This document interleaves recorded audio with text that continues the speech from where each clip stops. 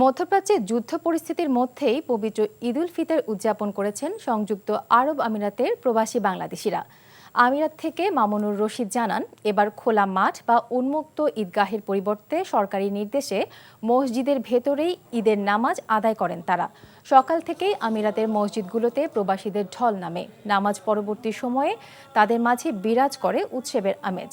প্রবাসের যান্ত্রিক জীবনে দেশের মতো পূর্ণ আমেজ পাওয়া না গেলেও সবাই সাধ্যমতো আনন্দ ভাগাভাগি করে নেন। একে অন্যের সঙ্গে কোলাকুলি, কুশল বিনিময় এবং প্রীতিভোজের মধ্য দিয়ে কাটে স্বজনদের থেকে দূরে থাকা প্রবাসীদের ঈদ। পরিবেশে থাকতে পারলে ভালোই তো। এখানে যতটুকু আমরা নিউজে দেখি তার চেয়ে ভালোভাবে আমরা ঈদ উদযাপন করেছি। এখানে কোনো থ্রেট নেই।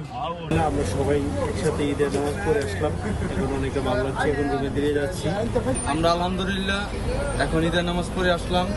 এখন আমরা সবাই ঘুরতে যাবো।